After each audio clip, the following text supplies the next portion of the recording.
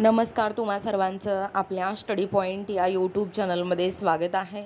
तर माननीय आयुक्तांसोबत महाराष्ट्र राज्य अंगणवाडी कर्मचारी कृती समितीची बैठक संपन्न झालेला आहे.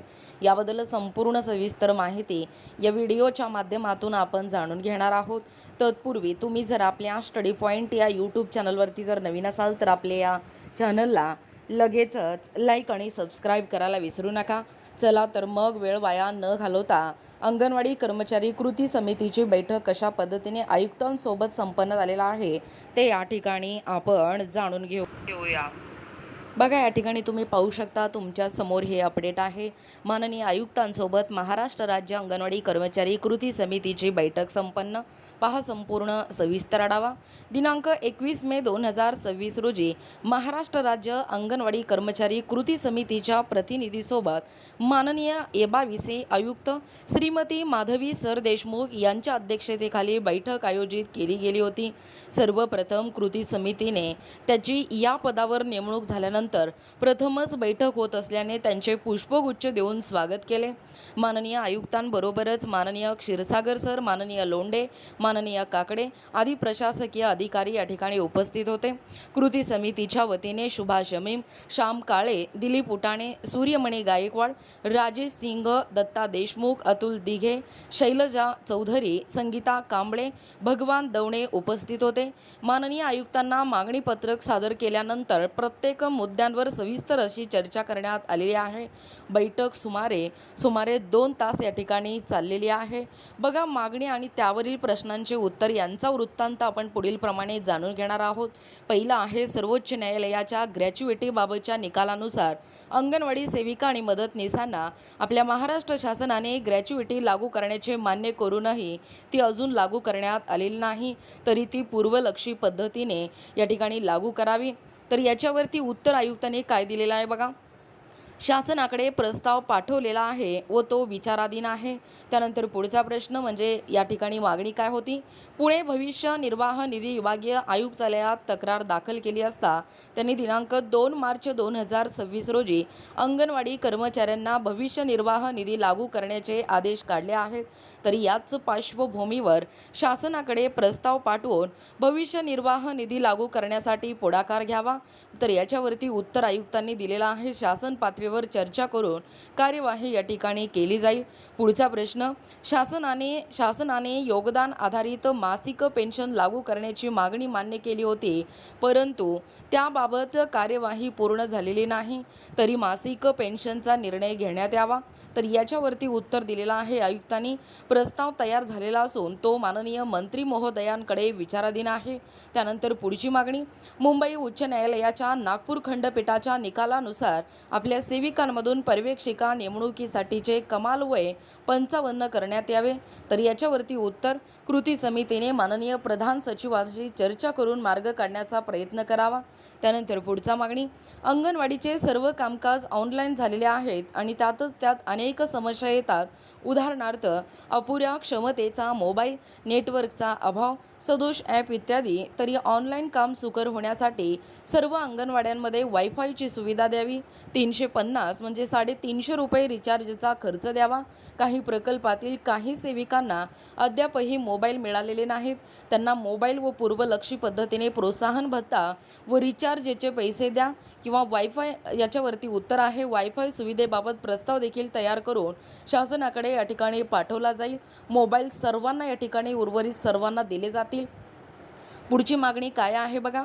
एका बाजूला ऑनलाईन कामकाज होत असताना दुसऱ्या बाजूला रजिस्टर्समध्ये ही माहिती नोंदवण्याचे काम देखील सुरूच आहे. त्यांच्या वारंवार तपासण्या केल्या जात आहेत, तरी अनावश्यक रजिस्टर्स बंद करावीत व लागणारी सर्व रजिस्टर्स शासनाने छापील स्वरूपात उपलब्ध करून द्यावीत. याच्यावरती उत्तर, रजिस्टर कमी करून आवश्यक ती सर्व रजिस्टर्स शासनाकडून दिली जातील. तपासण्यांसाठी दिला जाणारा त्रास बंद केला जाईल. त्यानंतर पुढची मागणी, वाढलेल्या ऑनलाईन कामामुळे पूर्व प्राथमिक शिक्षणावर पुरेसे लक्ष देता येत नाही. परिणामी पालकांचा ओढा खाजगी शाळांकडे वाढत आहे. तर यांनी अन्य सर्व कामे कमी करून पूर्व प्राथमिक अनौपचारिक शिक्षणासाठी पुरेसा वेळ द्यावा. तर याच्यावरती उत्तर दिलेलं आहे आयुक्तांनी. शिक्षण व आहारासाठी 3.5 तास व अन्य कामांसाठी 3 तास द्यावेत. त्यानंतर पुढची मागणी काय आहे बघा. आहाराचा दर खरं तर आहाराचा दर तिपटीने वाढवावा. इंधनाचा दर 3 रुपये करावा. सध्या मिळणारा पाकिट बंद THR बंद करून त्याऐवजी सर्वांना गरम ताजा आहार द्यावा अथवा कोरड्या धान्याचा पुरवठा करावा आणि तो 2 महिन्याऐवजी दर महिन्याला देण्यात यावा.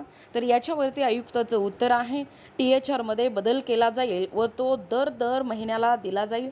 त्यानंतर पुढची मागणी खरं तर प्रोत्साहन भत्त्यातील चुकीच्या निकषामुळे प्रोत्साहन भत्ता मिळत नाही आणि चुकीचे निकष काढून टाकावेत व दैनंदिन मासिक कामकाज पूर्ण करणाऱ्या सर्वांना संपूर्ण प्रोत्साहन भत्ता द्यावा. तर याच्यावरती उत्तर आहे निकष दुरुस्त करण्याची प्रक्रिया सुरू असून काम पूर्ण करणाऱ्या सर्वांना या ठिकाणी भत्ता दिला जाईल. त्यानंतर पुढची मागणी केंद्राचे मानधन सध्या अनियमितपणे मिळत आहे तरी ते दर महिन्याच्या 7 तारखेपर्यंत ही दोनही मानधने एकत्रितपणे नियमितपणे द्या. प्रवास व बैठक भत्ता, CB अनुदान, साधील भत्ता, अंगणवाड्यांचे भाडे नियमितपणे अदा करा आणि सर्व थकीत देयके ताबडतोब अदा करा. नागरी प्रकल्पांना निर्धारित नियमानुसार प्रवास भत्ता द्या. मागणी मान्य असून प्रशासन योग्य कार्यवाही करेल. त्यानंतर पुढची मागणी अंगणवाडी कर्मचाऱ्यांना आजारपणाची पगारी रजा लागू करण्याची बाब शासनाच्या विचाराधीन आहे, परंतु आयुक्तालयाकडून याबाबत प्रस्ताव जाणे आवश्यक आहे. तरी हा प्रस्ताव तयार करून तो शासनाकडे पाठवण्यात यावा. तर याच्यावरती उत्तर आहे प्रस्ताव तयार करून या ठिकाणी पाठवला जाणार आहे. पुढची मागणी महानगरामध्ये केंद्राने दिलेल्या निकषानुसार अंगणवाड्यांसाठी जागा मिळत नाही व मिळाल्यास त्याचे भाडे प्रचंड असते तरी जागेचे निकष शिथिल करून अंगणवाड्यांचे भाडे वाढवण्याचा प्रस्ताव शासनाकडे पाठवण्यात यावा. तर याच्यावरती चर्चा सरकारी शाळा व पुनर्वसित इमारतीमध्ये जागा देण्याचा प्रयत्न सुरू आहे. भाडे वाढवण्याचा प्रस्ताव देखील तयार केला जाईल. त्यानंतर मदतनीस म्हणून 2018 आधी भरती झालेल्या व सेविकापदी थेट नियुक्ती झालेल्या कर्मचाऱ्यांना सेवा समाप्तीचा 60 वयाचा नियम लागू न करता त्यांना जुने कर्मचारी म्हणून गृहीत धरून त्यांची सेवा 65 वयापर्यंत सुरू ठेवण्याचे 25 फेब्रुवारी 2026 रोजी झालेल्या बैठकीत मान्य करण्यात येऊनही हा आदेश अद्याप निघालेला नाही व त्यामुळे अशा अनेक कर्मचाऱ्यांची सेवा 60 वर्ष वयांवर 30 एप्रिल 2026 रोजी समाप्त करण्यात आली आहे. तरी हा आदेश ताबडतोब काढून पूर्वलक्षी पद्धतीने लागू करावा व हे सेवा समाप्तीने आदेश रद्द करावेत. त्या सर्वांची सेवा अखंडित धरण्यात यावी.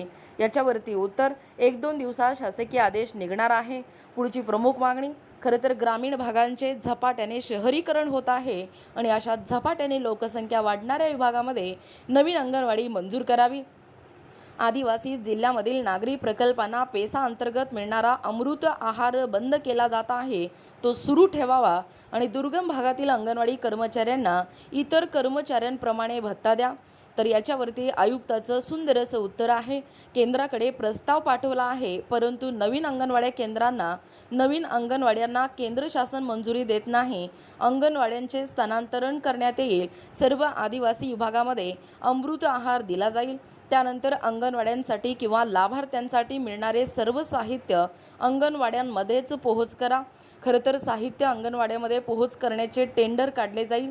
त्यानंतर पुढची मागणी अंगणवाडी कर्मचाऱ्यांना जनगणना, निवडणूक, BLO आदी कोणतेही अतिरिक्त योजनाबाह्य काम देऊ नका. त्यासाठी होणारी दडपशाही बंद करा. तर या आधी काढलेल्या आदेशांचा पाठपुरावा केले जाईल आणि दडपशाही केली जाणार नाही. प्रकल्प, जिल्हा व विभाग पातळीवर दर 3 महिन्याला तक्रार निवारण समितीची बैठक घेऊन स्थानिक प्रश्न निकाली काढावेत तसे देखील आदेश काढले जातील.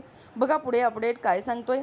खरं तर बैठक अत्यंत यशस्वी ठरली व अनेक प्रश्न निकाली निघण्यास त्यामुळे मदत होईल अशी देखील आशा कृती समितीने व्यक्त केली आहे. काही प्रश्नांचा पाठपुरावा पुढील काळात वरिष्ठ प्रशासन व शासन पातळीवर केला जाईल. बैठक आयोजित केल्याबद्दल आभार मानून बैठकीचा समारोप करण्यात आला. सुभाष मीम, बृजपाल सिंग, दिलीप उटाणे, कमल परुळेकर, भगवानराव देशमुख, जीवन सुरुडे आणि जयश्री पाटील. बघा एकूणच अशा पद्धतीने या ज्वलंत अशा प्रमुख समस्या आणि मागण्या घेऊन आपल्या माननीय आयुक्तांसोबत आपल्या महाराष्ट्र राज्य अंगणवाडी कर्मचारी कृती समितीची ही बैठक दिनांक 21 मे 2026 रोजी संपन्न झालेला आहे. जवळजवळ सुमारे 2 तास सविस्तर अशी प्रत्येक मुद्द्यांवरती सविस्तर अशी चर्चा या ठिकाणी करण्यात आलेला आहे। या चर्चेच्या माध्यमातून अनेक या ठिकाणी प्रश्नांना किंवा अनेक मागण्यांना या ठिकाणी यश मिळालेलं आहे व आणखीन काही मागण्यांना यश मिळणार आहे। एकूणच आपल्या कृती समितीच्या वतीने आयुक्तांसोबत झालेली ही महत्त्वपूर्ण अशी चर्चा या व्हिडिओच्या माध्यमातून आपण जाणून घेण्याचा प्रयत्न केलेला आहोत। अशाच प्रकारचे नाविन्यपूर्ण व्हिडिओ पाहण्यासाठी किंवा तुम्ही जर आपल्या स्टडी पॉईंट या यूट्यूब चॅनलवरती जर नवीन असाल किंवा तुम्हाला जर आमच्या अध्यापनाचे व्हिडिओ आवडत असतील तर आपल्या स्टडी पॉईंट या यूट्यूब चॅनलला लगेचच लाईक आणि सबस्क्राईब करायला विसरू नका। भेटूया अशाच पुढच्या पुन्हा नवीन व्हिडिओमध्ये। तोपर्यंत धन्यवाद।